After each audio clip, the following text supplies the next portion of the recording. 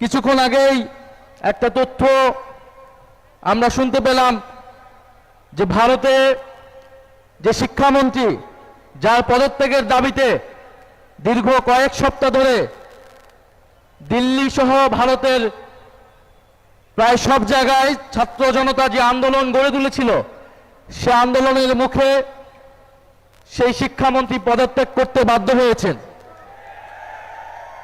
আমরা বাংলাদেশের ছাত্র জনতার পক্ষ থেকে জুলাই বিপ্লবীদের পক্ষ থেকে ভারতের আন্দোলনরত ছাত্র তরুণদেরকে সাধুবাদ জানাই, আন্তরিক শুভেচ্ছা জানাই। আমরা মনে করি দেশ থেকে দেশে এই যে তরুণদের উত্থান, তরুণরা জেগে উঠছে, রাজপথে অন্যায় বৈষম্য বিরুদ্ধে কথা বলছে, এটা জুলাই বিপ্লবের ধারাবাহিকতা।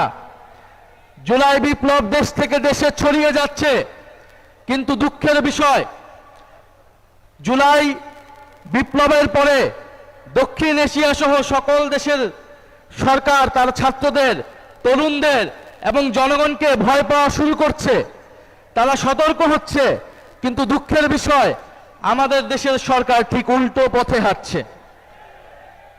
দুঃখের বিষয় যেই দেশে জুলাই বিপ্লবের ফলে সরকার পতন হয়েছিল এবং নির্বাচনের পরবর্তীতে যে সরকার এসেছে, আমরা আশা করেছিলাম এই নতুন সরকার, নির্বাচিত সরকার জনরায়ের প্রতি শ্রদ্ধাশীল হবে, ছাত্র তরুণদের প্রতি শ্রদ্ধাশীল হবে, কিন্তু আমরা দেখলাম যে জনগণের রায়কে তারা ক্ষমতায় এসেই অবজ্ঞা করা শুরু করেছে।